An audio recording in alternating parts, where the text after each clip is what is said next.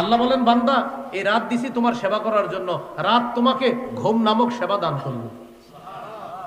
রাত আমারে কি দিবে? এর রাতের মধ্যে আল্লাহ আমাদেরকে কিভাবে সেবা দেয় আল্লাহ বলেন, ওয়াজআলনাল লাইলা লিবাসা, আমি রাতকে বানিয়েছি আবরণ, এই আবরণের মধ্যে তোমরা ঘুমাইবা, এই ঘুমের মাধ্যমে তোমাদের শরীরে এনার্জি সৃষ্টি হবে, অনেক রোগ বিমারি থেকে শরীর হেফাজত হবে। এই জন্য রাত নামক নেয়ামত আর রাতের অন্ধকার নামক নেয়ামত আমি দান করছি। তাহলে রাতটা দিছি কিসের জন্য? ঘুমাবেন, এরপরে শেষ সাথে উঠে তাহাজ্জুদ পড়বেন, ঘুমাবেন, শেষ সাথে উঠে কি পড়বেন? আবার বলেন, ঘুমাবেন, শেষ সাথে উঠে কি পড়বেন? তাহাজ্জুদ পড়বেন। এখান থেকে যাওয়ার পর ঘুমাবেন কারা কারা? দেখি দেখি দেখি, আল্লাহরে সাক্ষী রাখেন, দেখি কারা কারা ঘুমাবেন। আমি ইনশাল্লাহ আমি কথা 2 মিনিট না কইলে আমি ঘুমাই যাই যে কোনো জায়গায়, ওটা তেমন সমস্যা নেই। আমার সাথে কেউ যদি 15-20 মিনিট কথা না কয় অটোমেটিক ঘুম চলে আসে আল্লাহর রহমতে। এবার হাত তোলে না, সমস্যা নেই, আমি গাড়িতে ইনশাল্লাহ ঘুমাই যাবো, সমস্যা নেই। তাহলে আপনারা ঘুমাবেন সবাই একটু পরে। তাহলে রাত নেয়ামত কে দিছে? কেন? ঘুমের জন্য। এই রাত আমাদেরকে সেবা দেয়। কি সেবা? ঘুম নামক নেয়ামত।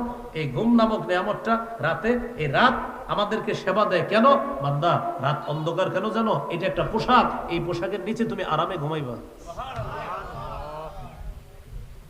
আল্লাহ বলেন, ওয়াজআলনা নাওমাকুম সুবাতা, আমি তোমাদের ঘুমটা তোমাদের জন্য করেছি আরামদায়ক। সুবাতানের তাফসীর হলো রাহাতান লিল আবদান, শরীরের আরামের জন্য ঘুম নামক নিয়ামত তোমাদেরকে দান করছি। তাহলে রাতের পরে কি আসবে? আল্লাহ বলেন, ওয়াজআলনান নাহারা মাআশা, আমি দিন দিয়েছি মাআশা, জীবিকা অন্বেষণ করার জন্য। তাহলে রাতে ঘুমাবেন, দিনে জীবিকা অন্বেষণ করবেন। এখন ইনশাআল্লাহ রাত যেহেতু ছোট, 4:40 ফজর, ঢাকা দেশ গ্রামের কথা জানি না, ঢাকা 4:40 ফজর, এদিকে এরকমই হবে 40 বা 45 বা 50 ফজর। তাহলে বেশিক্ষণ আর নাই, 11টা বাজে এখন। যদি এই মুহূর্তে ঘুমায় যান, মাত্র 5 ঘন্টা ঘুমাইতে পারবেন। বাসায় যাইতে যাইতে হয়তো আধা ঘন্টা চলে যাবে। তখনও যদি ঘুমান, তাহলে 4টা বাজে যদি উঠেন, 4.5 ঘন্টা আপনাদের ঘুম হবে মাত্র। এই জন্য অন্য কোনো কাম করা যাবে না, ঠিক না? ঠিক তো 3-4 জন কইছেন। তাহলে রাত নামক নিয়ামত দিছে আল্লাহ তাআলা, ঘুমাবো আমরা। এই ঘুম থেকে উঠা চেষ্টা করবেন আগে তাহাজ্জুদ নামাজ পড়ার জন্য। এই জন্য রাত নামক নিয়ামত আল্লাহ দান করছেন। আল্লাহ তাআলা পবিত্র কোরআনে বলেন, ওয়ামিন আয়াতিহি মানামুকুম বিল্লাইল, আল্লাহর নিদর্শনাবলীর মধ্যে এটা একটা নিদর্শন। বান্দা, তোমরা যে রাতে ঘুমাও, এটা আমি আল্লাহর নিদর্শন। কারণ আপনারা যদি না ঘুমায় এমনি ছায়াথান কোথাও, তো নিদর্শন হইল নাকি গজব? চুপ হয়ে গেলেন। আপনারা যদি না ঘুমায় এইভাবে অন্য কোনো হারাম জিনিসের দিকে তাকায় থাকেন, তা আল্লাহ বলতেছে রাতে যদি ঘুমাও, এটা আমার নিদর্শন। কেন আপনি নিদর্শন না দেখা কোনো হারাম জিনিসের দিকে তাকায় রয়েছেন, এটা নিদর্শন হবে? আল্লাহ বলতেছে রাতে ঘুমাইবা, এটা আমার নিদর্শন। রাতে ঘুমাবা, এটাই কি আল্লাহর নিদর্শন? তাহলে রাত একটা সময়, দিন একটা সময়। এই রাত দিনে মোট 24 ঘন্টা। এই সময়টা আমার এমন ভাবে কাজে লাগাতে হবে যেন কিয়ামতের ময়দানে সময় আমার পক্ষে কথা বলে, আমার বিরুদ্ধে যেন কথা না বলে। তো 2 নাম্বার এই আয়াতের মধ্যে বলতেছে, সূরা হামিম আস-সাজদা 20 নম্বর 21 নম্বর আয়াত। এই 20 নম্বর আয়াতে 1 নম্বরে বললেন তাদের বিরুদ্ধে সাক্ষী দিবে তাদের কান, 2 নম্বরে বললেন তাদের চোখ। আমার সাথে সবাই একটু বলেন, বলেন চোখ দিয়ে সরাসরি যাকে দেখা হারাম, জোরে বলেন। পর্দায় দেখাও হারাম, নাটক সিনেমায় দেখাও হারাম, ভিডিও কলে দেখা হারাম। বলেন যেই খেলার মধ্যে নগ্ন উপস্থিতি আছে, সরাসরি নগ্নতা দেখুন যেমন হারাম, তেমনি ভাবে পর্দার মধ্যে নগ্নতা দেখা হারাম। যে খেলার মধ্যে নগ্ন উপস্থিতি আছে সেই খেলা দেখা হারাম। এই জন্য মনে রাখতে হবে, বর্তমান জামানায় যে আন্তর্জাতিক যত খেলা আছে, এই আন্তর্জাতিক খেলাগুলোর মৌলিক 4টা ক্ষতি আছে। কয় ক্ষতি? সবাই আমার সাথে বলেন, বলেন। 1 নাম্বার সময়ের অপচয়, 2 অর্থের অপচয়, 3 লেখাপড়ার ক্ষতি, 4 চারিত্রিক অবক্ষয়। এই 4টা ক্ষতি আছে। 1 নাম্বার সময়ের অপচয়। তিরমিজির 2416 নম্বর হাদিস, এই হাদিসের মধ্যে আছে লা তাজুলু কদামা ইবনি আদম হাত্তা ইউসআলা আন খামসিন। কিয়ামতের ময়দানে আদম সন্তানের দুই পা নড়বে না 5 প্রশ্ন করার আগ পর্যন্ত। এর মধ্যে প্রথম 2 প্রশ্ন হবে জীবন যৌবন কোন কাজে কাটাইছে, এর মানে সময় সম্পর্কে জিজ্ঞাসা করা হবে। জীবন যৌবনের এই সময় তুমি কোন কাজে কাটাইছো, এটা হবে প্রথম 2 প্রশ্ন। তাহলে সময়ের অপচয়। 2 নাম্বার অর্থের অপচয়। এমন বর্তমান জামানায় এমন কোন আন্তর্জাতিক খেলা নাই যে খেলার মধ্যে জুয়া নাই। কি নাই বলেন তো? জুয়া নাই। সূরা মাইদার 90 নম্বর আয়াতে আল্লাহ বলেন, ইয়া আইয়ুহাল্লাযীনা আমানু ইন্নামাল খামরু ওয়াল মাইসিরু ওয়াল আনসাবু ওয়াল আজলাম রিজসুম মিন আমালিশ শাইতান। হে ঈমানদারগণ, নিশ্চয়ই মদ, নিশ্চয়ই জুয়া, নিশ্চয়ই দেবদেবী, নিশ্চয়ই ভাগ্য নির্ণয়ক স্বর, এগুলা হলো নাপাক, এগুলা শয়তানের কাজ। ফাজতানিবুহু, এগুলা থেকে তোমরা বিরত থাকো। বলেন তো 4টা জিনিসকে আল্লাহ নাপাক বললেন, এর মধ্যে 2 নাম্বার জুয়া। জুয়াকে আল্লাহ বলছে নাপাক। বলেন জুয়া কি? নাপাক। আমাদের সমাজের কিছু জুয়ার চিত্র শোনেন। রাস্তা দিয়ে হাঁটতেছে যুবকরা, টেলিভিশনের সামনে দাঁড়ায় বলবে আজকে অমুকে জিতবে, জিতলে এত টাকা, না জিতলে এত টাকা। এটা চলন্ত জুয়া। আরেকটা জুয়া আছে, খেলা দেখবে, দেখার সময় বলার যদি খারাপ হয়, ব্যাটসম্যান যদি ভালো হয়, তাহলে বলবে এই ওভারে এত রান হবে, হলে এত, না হলে এত। এটা চলন্ত জুয়া। আরেকটা জুয়া আছে, ঘরে বৈশা মোবাইলে অ্যাপসের মাধ্যমে জুয়া খেলা। আপনি পৃথিবীর যে কোনো প্রান্তে থাকেন, মোবাইলে অ্যাপসে আপনি জুয়া খেলবেন যে আজকে অমুকে জিতবে। এটা হলো মোবাইলে অ্যাপসের জুয়া। মোবাইলে অ্যাপসের যে জুয়া খেলেন, এই অ্যাপসের অ্যাড দেয় কারা? যাদের গেঞ্জির পিছনে 7, 8, 9, 10, 11, 75 লেখা, এই জাতীয় সেলিব্রিটি যারা, তারা এই জুয়ার অ্যাপসের অ্যাড দেয়। আর ওই অ্যাপস আমার মুসলমান সন্তান ঘরে বৈশা ওই অমুসলিমদের দেওয়া জুয়ার অ্যাড মিলিত যে জুয়ার অ্যাপস আছে, সেই জুয়ার অ্যাপসের মধ্যে আসক্ত হয় আমাদের মুসলমান সন্তান। এটারে বলে অনলাইন জুয়া। কি জুয়া? অনলাইন জুয়া। অনলাইন জুয়া খেলা। এই কয়েকদিন আগে আপনার আমাদের বাংলাদেশের একজন ভাই প্রবাসী দেশে আসছে, 22 লক্ষ টাকা মাইর খায়া আত্মহত্যা করে মারা গেছে। এই আপনার গত 7-8 দিনের ঘটনা। তাহলে জুয়া এটা নাপাক জিনিস। পৃথিবীর বর্তমানে যত বড় বড় আসর আছে, সব আসরে জুয়া আছে। বিপিএল বলেন, আইপিএল বলেন, পিএসএল বলেন, ফিফা বলেন, আইসিসি বলেন, যা বলবেন সবগুলাতে জুয়া আছে। আপনি সবগুলা নিয়ে গুগলে পড়াশোনা করেন, সবগুলোর মধ্যে আপনি জুয়া পাবেন। জুয়া ছাড়া কোনো বড় আসর জমে না। এখন আপনারা বলেন জুয়া পাক না না পাক? তো যেই কাজে জুয়া আছে সেই কাজ দেখা যাবে না। আবার যদি কমে গেল, হ্যাঁ, চোখ আমার আপনার বিরুদ্ধে সাক্ষী দিবে কিয়ামতের ময়দানে। সহিহ বুখারীর বর্ণনা 6612, 6697 নম্বর হাদিস। এই হাদিসের মধ্যে আছে, قال رسول الله صلى الله عليه وسلم إن الله كتب على ابن آدم حظه من الزنا। আল্লামা ইবনুল কাইয়্যিম রাহমাতুল্লাহি আলাইহি বলেন, এই আয়াত দ্বারা ইঙ্গিত হলো মুহাসাবাতুন নাফস, আত্মসমালোচনা করা। প্রত্যেক মানুষ চিন্তা করা যে আমি আগামীকালের জন্য কি প্রেরণ করলাম। আগামীকাল মানে আখিরাতের জন্য, আগামীকাল মানে কবরের জগতের জন্য আমি কি প্রেরণ করলাম, এই চিন্তা করা প্রতিটা মানুষের জন্য। মনে আসেনি কোথায় ছিলাম? ডানাতে আমলনামা যার দিবে সে বলবে আমি জানতাম আমি হিসাবের মুখোমুখি হবে। বলেন তো সবাই কি বলবে? আমি জানতাম আমি হিসাবের মুখোমুখি হব। এখন বলেন আমি আপনি আমরা সবাই জানিনি আমরা যে হিসাবের মুখোমুখি হব। অতএব হিসাবটা নিজেই নিতে হবে আজকে থেকে। এরপরে আল্লাহ বলেন ফাহুয়া ফি ঈশাতির রাদিয়া, সে জান্নাতের মধ্যে থাকবে, সন্তুষ্টজনক আরামদায়ক জীবন যাপনের মধ্যে সে কাটাতে থাকবে, সন্তোষজনক জীবনের মধ্যে সে কাটাতে থাকবে। ফাহুয়া ফি ঈশাতির রাদিয়া, আরাম আয়েশের মধ্যে সে কাটাতে থাকবে। ফি জান্নাতিন আলিয়া, উঁচু জান্নাত। কুতুফুহা দানিয়া, যে জান্নাতের গাছের ফলের ডালাগুলা, ছড়িগুলা তার মুখের কাছে এসে উপস্থিত হবে। আল্লাহ কি বলবে? কুলু ওয়াশরাবু হানিআম বিমা আসলাফতুম ফিল আইয়ামিল খালিয়া। অনুবাদটা সবাই একসাথে করি, চলেন বলেন। খাও, পান করো, যেভাবে মন চায়, যতটুকু মন চায়, যতক্ষণ মন চায়, যত বেশি মন চায় খাইতে যাবে। এটা আল্লাহ বলবে জান্নাতীদের। হ্যাঁ, খাও, পান করো, যতটুকু মন চায়, যতক্ষণ মন চায়, যত বেশি মন চায়, রাগাদান ওয়াসিআ, যত বেশি মন চায় তুমি খাইতে থাকো। কেন? বিমা আসলাফতুম ফিল আইয়ামিল খালিয়া, দুনিয়াতে ফেলে আসা যে জীবন, ওই জীবন যাপন তুমি যেভাবে করেছো, তোমার অতীতে ফেলে আসা জীবনের বিনিময়ে আমি আল্লাহ এই নিয়ামত তোমাকে দান করলাম। এরপরে যার আমলনামা বাম হাতে দেওয়া হবে, ওই ব্যক্তির ব্যাপারে আল্লাহ বলবেন, খুজু, তারে ধরো, ফাগুল্লু, তাকে বেরি পড়াও, বেরি পড়াও, সুম্মাল জাহিমা সল্লু, তাকে জাহান্নামের কিনারায় নিয়ে ধাক্কা মাইরা জাহান্নামে ফেলে দাও।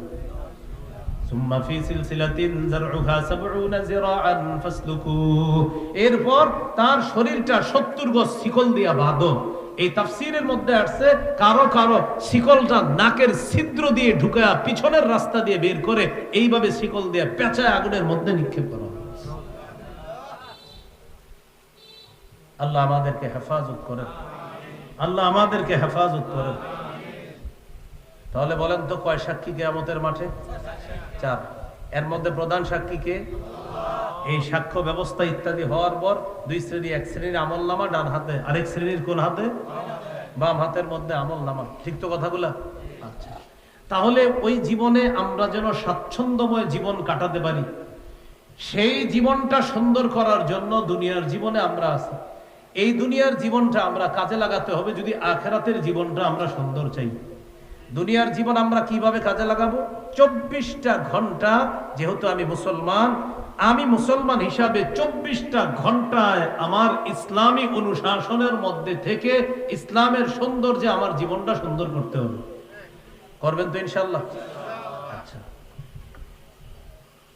পৃথিবীর মধ্যে আমরা যারা আছি আজকে এই পর্যন্ত, যারা এই সময় পর্যন্ত আমরা আছি, এটা একটা সময়। সময়ের মধ্যে যারা নামাজ পড়ে তাদেরও সময় যায়, যারা রোজা রাখে তাদেরও সময় যায়, যারা মসজিদে বসে ইবাদত বন্দেগী করে তাদেরও সময় যায়। সময় হলো আল্লাহর দেওয়া একটা নিয়ামত। বলেন তো সবাই, সময় আল্লাহর দেওয়া নিয়ামত। সূরা ইব্রাহিমের 32 থেকে 34 নম্বর আয়াতে আল্লাহ বলেন, আল্লাহুল্লাযী খালাকাস সামাওয়াতি ওয়াল আরদা ওয়া আনজালা মিনাস সামাই মাআ, আল্লাহ ওই সত্তা যিনি আসমান জমিন সৃষ্টি করেছেন। ওয়া আনজালা মিনাস সামাই মাআ, আসমান থেকে পানি বর্ষণ করেন।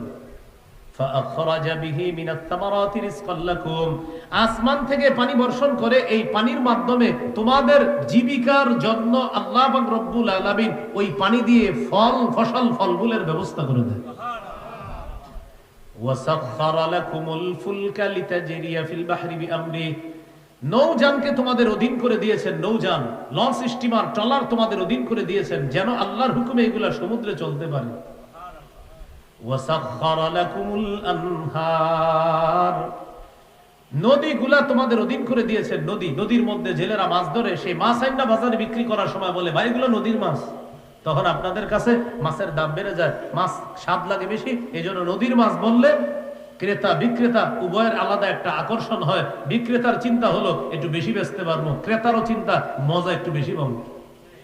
আল্লাহ বলেন, এই যে নদী, এই নদী নামক নিয়ামতটা আমি আল্লাহ তোমাদের অধীন করে দিয়েছি, নদীকে তোমাদের সেবায় আমি আল্লাহ নিয়োজিত করে দিয়েছি।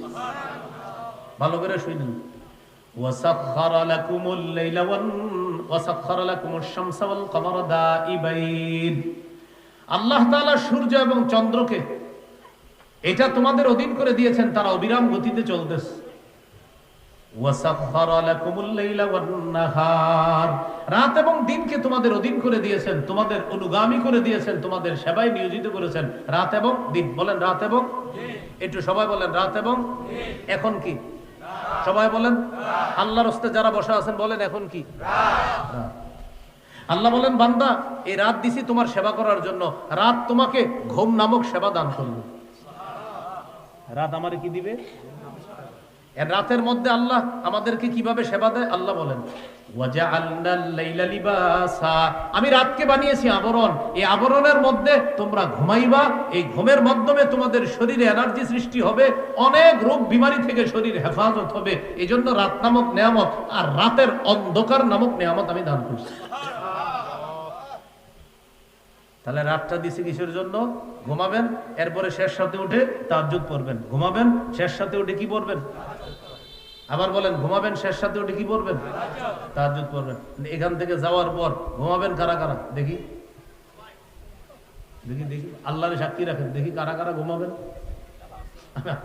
আমি ইনশাল্লাহ আমি কথা 2 মিনিট না কইলে আমি ঘুমাই যাই যে কোনো জায়গায়, ওটা তেমন সমস্যা নেই।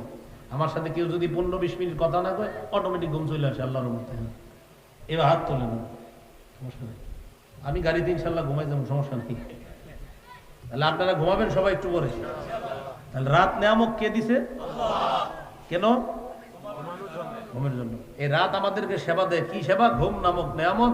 এই ঘুম নামক নেয়ামতটা রাতে, এই রাত আমাদেরকে সেবা দেয়। কেন? বান্দা, রাত অন্ধকার কেন জানো? এটা একটা পোশাক, এই পোশাকের নিচে তুমি আরামে ঘুমাইবা। আল্লাহ বলেন, ওয়াজআলনা নাওমাকুম সুবাতা, আমি তোমাদের ঘুমটা তোমাদের জন্য করেছি আরামদায়ক। সুবাতানের তাফসীর হলো রাহাতান লিল আবদান, শরীরের আরামের জন্য ঘুম নামক নিয়ামত তোমাদেরকে দান করছি। তাহলে রাতের পরে কি আসবে? আল্লাহ বলেন, ওয়াজআলনান নাহারা মাআশা, আমি দিন দিয়েছি মাআশা, জীবিকা অন্বেষণ করার জন্য। তাহলে রাতে ঘুমাবেন, দিনে জীবিকা অন্বেষণ করবেন। এখন ইনশাআল্লাহ রাত যেহেতু ছোট, 4:40 ফজর ঢাকা, দেশ গেরবের কথা জানি না, ঢাকা 4:40 ফজর, এদিকে এরকমই হবে 40 বা 45 বা 50 ফজর। তাহলে বেশিক্ষণ আর নাই, 11টা বাজে এখন। যদি এই মুহূর্তে ঘুমায় যান, মাত্র 5 ঘন্টা ঘুমাইতে পারবেন। বাসায় যাইতে যাইতে হয়তো আধা ঘন্টা চলে যাবে, তখনও যদি ঘুমান তাহলে 4টা বাজে যদি উঠেন 4.5 ঘন্টা আপনাদের ঘুম হবে মাত্র। এই জন্য অন্য কোনো কাম করা যাবে না, ঠিক না? ঠিক তো 3-4 জন কইছেন। তাহলে রাত নামক নিয়ামত দিছে আল্লাহ তাআলা, ঘুমাবো আমরা। এই ঘুম থেকে উঠা চেষ্টা করবেন আগে তাহাজ্জুদ নামাজ পড়ার জন্য। এই জন্য রাত নামক নিয়ামত আল্লাহ দান করছেন। আল্লাহ তাআলা পবিত্র কোরআনে বলেন, ওয়ামিন আয়াতিহি মানামুকুম বিল্লাইল, আল্লাহর নিদর্শনাবলীর মধ্যে এটা একটা নিদর্শন। বান্দা, তোমরা যে রাতে ঘুমাও, এটা আমি আল্লাহর নিদর্শন। কারণ আপনারা যদি না ঘুমায় এমনি চায়া থাকেন কোথাও, তো নিদর্শন হইল নাকি গজব? চুপ হয়ে গেলেন। আপনারা যদি না ঘুমায় এইভাবে অন্য কোনো হারাম জিনিসের দিকে তাকায় থাকেন, তা আল্লাহ বলতেছে রাতে যদি ঘুমাও এটা আমার নিদর্শন। কেন আপনি নিদর্শন না দেখা কোনো হারাম জিনিসের দিকে তাকায় রয়েছেন, এটা নিদর্শন হবে? আল্লাহ বলতেছে রাতে ঘুমাইবা, এটা আমার নিদর্শন। রাতে ঘুমাবা, এটাই কি আল্লাহর নিদর্শন? তাহলে রাত একটা সময়, দিন একটা সময়। এই রাত দিনে মোট 24 ঘন্টা। এই সময়টা আমার এমন ভাবে কাজে লাগাতে হবে যেন কিয়ামতের ময়দানে সময় আমার পক্ষে কথা বলে, আমার বিরুদ্ধে যেন কথা না বলে। আল্লাহ আমাদেরকে কথাগুলো মনে রাখার তৌফিক দান করেন। তাহলে কিয়ামতের ময়দানে 4 সাক্ষী, আর কিয়ামতের ময়দানে 5 প্রশ্ন করার আগে আদম সন্তানের 2 পা নড়বে না। এর মধ্যে অন্যতম একটা প্রশ্ন হলো সময়, কোন কাজে আমরা কাটাইলাম, এই প্রশ্নটা আমাদেরকে করা হবে। আচ্ছা, অন্যতম একটা প্রশ্ন আপনাদের মধ্যে আসবে, হুজুর হারাম কোন জিনিস আমরা দেখলাম না, এমনি হুজুর খেলাধুলা করা যায় আছে কিনা, এটা একটা প্রশ্ন হইতে পারে। হুজুর আমরা যদি আমাদের শরীর ভালো রাখার জন্য শরীর চর্চার নিয়তে কিছু খেলাধুলা খেলি, তাহলে খেলা যাবে কিনা? 6টা শর্ত পাওয়া গেলে খেলাধুলারে শরীর চর্চা নাম দিতে পারবেন। কয় শর্ত পাওয়া গেল? 1 নাম্বার শর্ত, এমন খেলাধুলা শরীর চর্চা হিসাবে খেলতে পারেন যে খেলাধুলা আপনাকে ফরজ ইবাদত থেকে দূরে না সরাবে। এ হলো 1 নাম্বার। আসরের নামাজের পর মাঠে নামলেন, ফুটবল 2-4টা লাথি মারলেন, অথবা 2-4টা বল মারলেন, ব্যাডমিন্টন দিয়ে এরকম করলেন, এরপরে আবার মাগরিব যেন আপনার কোনোভাবে কাজা না হয়, তাড়াতাড়ি মাগরিবে চলে গেলেন। তাহলে ফরজ যেন কোনোভাবে ছুটে না যায়, এটা প্রথম শর্ত। শর্ত নাম্বার 2, সৃষ্টির মূল লক্ষ্য থেকে যেন আপনাকে দূরে সরায় না দেয়। সৃষ্টির মূল লক্ষ্য কি? সূরা জারিয়াতের 56 নম্বর আয়াতে আল্লাহ বলছে আমাদেরকে আল্লাহ বানাইছে ইবাদতের জন্য। আমাদের ইবাদতের জন্য আল্লাহ বানাইছেন। ইবাদতটা কি? ইবাদত অনেক রকম হতে পারে। আল্লাহর ইবাদত করা এটাও ইবাদত, আল্লাহর হক আদায় করা, আবার বান্দার হক আদায় করা এটাও ইবাদত। মা বাবার সেবা করা ইবাদত, এটা আপনার আমলের অন্তর্ভুক্ত হয়ে যাবে। পিতা মাতার নাফরমানি না করা, মা বাবার আনুগত্য করা, এটাও আপনার একটা ইবাদতের মধ্যে শামিল হয়ে যাবে। আত্মীয়তার হক আদায় করা, প্রতিবেশীর হক আদায় করা, রক্তের সম্পর্ক রক্ষা করা। খেলাধুলার শরীর চর্চা নাম দেওয়ার পর যদি এমন হয় যে আপনি খেলাধুলায় এতটা মত্ত হলেন, কোথায় আপনার ইবাদত, কোথায় আল্লাহর হক, কোথায় বান্দার হক, সব আপনি ভুলে গেলেন, তাহলে জায়েজ হবে না। তো 2 নাম্বার, সৃষ্টির মূল লক্ষ্য থেকে যেন আপনারে দূরে সরায় না দেয় খেলাধুলা, এটা হলো 2 নাম্বার শর্ত। 1 নাম্বার বিশেষ করে ফরজ ইবাদত, 2 নাম্বার সৃষ্টির মূল লক্ষ্য। আমারা আপনারা আল্লাহ বানাইছে নামাজ, রোজা, হজ, যাকাত এগুলার পাশাপাশি রক্তের সম্পর্ক রক্ষা করা, মায়ের হক আদায় করা, বাবার হক আদায় করা, আত্মীয়দের হক আদায় করা, রক্তের সম্পর্কের হক আদায় করা, প্রতিবেশীর হক আদায় করা, এই সবগুলো আমারা আপনারা বানানোর লক্ষ্য। 3 নাম্বারটা আমার সাথে বলতে হবে, বলেন সতর অনাবৃত থাকে এমন পোশাক না হওয়া। আবার বলেন সতর অনাবৃত থাকে এমন পোশাক না হওয়া। পৃথিবীতে এমন কোন খেলা আসেনি যে খেলায় সতর অনাবৃত থাকে? রান দেখা যায় কোন খেলা? হাডুডু, কাবাডি, হ্যাঁ আরো জোরে বলেন। আবু দাউদের 4010 থেকে 4017 নম্বর হাদিস।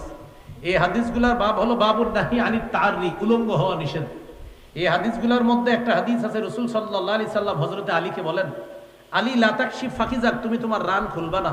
ওয়ালা তানজুর ইলা ফাকিজি হাইয়িন ওয়ালা মাইয়িতিন, আলী তুমি জীবিত ব্যক্তির রান দেখবা না, মরা ব্যক্তির রান দেখবা না। আবার বলছি হাদিসের অনুবাদ, আলী তুমি তোমার রান খুলবা না, আলী তুমি জীবিত ব্যক্তির রান দেখবা না, মরা ব্যক্তির রান দেখবা না।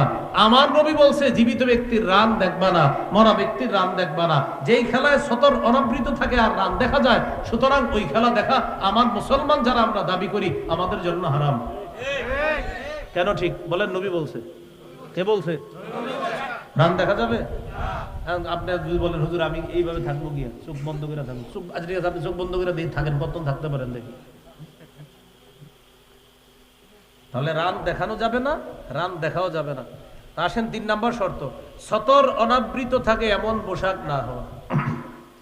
4 নাম্বার শর্ত, জীবন নাশক খেলা না হওয়া, এমন খেলা না হওয়া যে খেলা আপনার জীবন নাশ করে।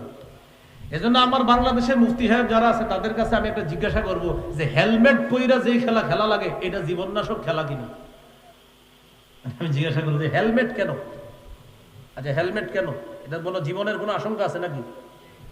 হ্যাঁ যেমন হেলমেট পরে কেন জীবন নাশের আশঙ্কা আছে নাকি? আমি কিন্তু বলি না, আমি কোনো ফতোয়া দিচ্ছি না, এমনি জীবননাশক খেলা না হতে হবে, এটা হলো 4 নাম্বার শর্ত। এমন খেলা যেই খেলা আপনার জীবন নাশ করে সেই খেলা যেন না হয়। রেসলিং খেলা ঘরের মধ্যে কেউ ট্রাই করেন না, আবার একজন আরেকজনের চোখের উপরে উঠা মাইরা লেন না, বুঝলেন না? এটা জীবন নাশক। ওরা কিন্তু আপনারা ধোকা দেয়, এই রেসলিং পুরোটা ধোকা। 19-20 বছর আগে একটা পত্রিকা বলেছিলাম আমি, মোহাম্মদপুর আসাদ গেট মসজিদ, নিউ কলোনি মসজিদে, সেখানে 11 বছর তারাবি পড়াইছি, আল্লাহ পড়াইছে। এটার পাশে একটা মুসলিম বেকারি আছে, এটার পাশে একটা ইগল বাস কাউন্টার ছিল, সেখানে একটা পত্রিকা রাখত। সেদিন একটা পত্রিকা ছিল সম্ভবত যুগান্তর পত্রিকা, 19-20 বছর আগের কথা। সেই পত্রিকার একটা শিরোনাম ছিল রেসলিং এর সত্য মিথ্যা। সেখানে লেখক প্রমাণ করে ছাড়ছে রেসলিং পুরোটা মিথ্যা, আমাদেরকে ধোকা দেয়। সেই ধোকার মধ্যে আমরা সেই ধোকাটা আবার ট্রাই না করেন, এটা কেউ ট্রাই করবেন না। তাদের কিন্তু নিষেধ, তারাও বলে দেয় don't try this at home, এটা কিন্তু তোমরা ঘরে প্র্যাকটিস করো না, কারণ আমরা তো ধোকাবাজি করি, তোমরাই প্র্যাকটিস করো না ঘরে, বলে দেয়। 4 নাম্বার, জীবন নাশক খেলা না হওয়া। 5 নাম্বারটা আমার সাথে বলেন, বলেন হারাম উপার্জন মুক্ত হওয়া। বলেন তো খেলাটি কি উপার্জন মুক্ত হওয়া? এখন এই মহল্লার মধ্যে আপনারা 2 দল খেলা নামলেন, নামার পরে গরম দিয়ে খেলতেছেন, এক দলের অধিনায়ক আরেক দলে বললেন যেই গরম, ঠান্ডা ঠান্ডা হইব নি রে, তো একজন আরেকজনকে 3 লিটার না 4 লিটার, হারাম হারাম, এটা জুয়া। 3 লিটার না 4 লিটার জুয়া। ওই যে একদল আরেক দলের সাথে খেলবেন, আর যদি বলেন 3 লিটার না 4 লিটার জুয়া। অনেক ছেলেরা আছে জুয়ার গন্ধ পাইলে তারা আর খেলে না, এজন্য ক্যাপ্টেন একজন আরেকজনের ইশারায় কয় দোস্ত যেই গরম, মানে 3 লিটার না 4 লিটার, এই 3 লিটার না 4 লিটার এই জুয়া, এই বাজি, এটা যদি হয় এটা হারাম, এটা হারাম উপার্জন যুক্ত হয়ে যাবে এখানে, তখন এটা আর কি হবে না, জায়েজ হবে না। তাহলে কয় নাম্বার হলো? 5, হারাম উপার্জন মুক্ত হবে। 6 নাম্বার, খেলাধুলা যেন আমাদের মাঝে শত্রুতার সৃষ্টির কারণ না হয়। এখন আমরা খেললেও শত্রুতা সৃষ্টি হয়, আবার দেখা কেন্দ্র করেও শত্রুতা সৃষ্টি হয়। হলুদ জার্সি নীল সাদা জার্সি দেখতে পারে না, ফেসবুকের যুদ্ধ, সরাসরি যুদ্ধ। আবার ফেসবুকে লেখে মাই হার্ট, আমার জান, যারা ফেসবুকে এই সমস্ত ইহুদি খ্রিস্টানদেরকে আমার জান লেখেন, আমার কলিজা লেখেন, 6 পারা 16 নাম্বার পৃষ্ঠা সূরা মাইদার 51 নাম্বার আয়াতটা পড়বেন, অনুবাদ পড়বেন, পড়ার পর সিদ্ধান্ত নেবেন এই লেখা রাখবেন না মুছবেন। 6 পারা 16 নাম্বার পৃষ্ঠা সূরা মাইদার 51 নাম্বার আয়াতে আল্লাহ বলেন, ওয়ামান ইয়াতাওয়াল্লাহুম মিনকুম ফাইন্নাহু মিনহুম, তোমাদের মধ্যে যারা ইহুদি খ্রিস্টানদেরকে কৃষ্টি কালচার আর সভ্যতার ক্ষেত্রে বন্ধুরূপে গ্রহণ করবে তারা তাদের দলভুক্ত হয়ে যাবে। অনেক মানুষ কি বলে জানেন, কয় হুজুর সব জায়গায় ইসলাম টাইনে নেন না। আমি টানলাম কই? কোরআন বলতেছে, হাদিস বলতেছে, আমি কই টানলাম? আইসা যায়। বলেন টানি না আসে? ইসলাম কি টানি না আসে? কেন? কারণ আমি মুসলমান, তাই আইসা যায়। কয় শর্ত? এবার মন দিয়ে শুনেন। 1 নাম্বার, ফরজ ইবাদত থেকে দূরে সরাতে পারবে না। 2 নাম্বার, সৃষ্টির মূল লক্ষ্য থেকে যেন দূরে সরায় না দেয়। 3 নাম্বার, সতর অনাবৃত রাখে এমন পোশাক না হওয়া। 4 নাম্বার, জীবন নাশক খেলা না হওয়া। 5 নাম্বার, খেলাধুলাটা হারাম উপার্জন মুক্ত হওয়া। 6 নাম্বার, খেলাধুলার কারণে যেন শত্রুতা সৃষ্টির কারণ না হয়। এই 6টা শর্ত পাওয়া গেলে কিছু খেলাধুলা, শরীর চর্চা, শরীর ঠিক রাখার জন্য সাময়িক সময়ের জন্য আপনি খেলতে পারেন। এটা আবার যেন এমন না হয় এত বেশি খেলতেছেন যে সময় অপচয়ের অন্তর্ভুক্ত যেন আবার না হয়ে যায়। এটা হলো ততটুকু যে যতটুকু হইলে আমার শরীরটা মোটামুটি ফিট থাকে, এতটুকু পরিমাণ মোটামুটি হতে পারে। তা আপনি দৌড় প্রতিযোগিতা খেলেন, সাঁতার খেলেন, দৌড় প্রতিযোগিতা খেলেন, কোনটা? দৌড়ের এটা খেলেন, সাঁতার প্রতিযোগিতা খেলেন। আগে তো গোল্লা শুট খেলতো বাচ্চারা, এখন আর গোল্লা শুট খেলে না। এখন চারকোনার জিনিস হাতে আসার পর তাল গাছের নিচে সবাই বসে একসাথে গোল্লা শুট খেলতে থাকে। আল্লাহ আমাদেরকে হেফাজত করেন। বলেন কিয়ামতের ময়দানে কয় সাক্ষী? এর মধ্যে আল্লাহ তো প্রধান সাক্ষী, আরো কয় সাক্ষী আল্লাহ ছাড়া? 3 সাক্ষী। এই 3 সাক্ষী আমার আপনার বিরুদ্ধে যেন না হয়। বিরুদ্ধে হবে না তখন যদি দুনিয়ার সময়গুলা সঠিকভাবে কাজে লাগাইতে পারি। দুনিয়ার সময়গুলা সঠিকভাবে কাজে লাগাইলাম নাকি কাজে লাগাই নাই, এটার জন্য আত্মসমালোচনার প্রয়োজন। প্রতিদিন নিজেরা নিজেদের হিসাব নিব, তাহলে হিসাবটা বের হয়ে যাবে। আল্লাহ আমাদের সকলকে যে কথাগুলা শুনলাম, বললাম, এবং সর্বশেষ আজকে রাতটা এটা আল্লাহর দেওয়া একটা নেয়ামত।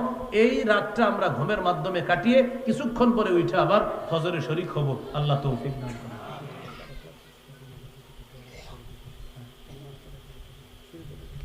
আচ্ছা, যদি আপনারা কেউ শরীক হতে চান মাহফিলের জন্য, আপনাদের সামনে রুমাল যাবে, একটু রুমালের মধ্যে আপনারা শরীক হন। একটু দ্রুত ভাই, একটু দ্রুত। ভলান্টিয়ার ভাই যারা আছে আমরা একটু সবার কাছে দেখব। আমরা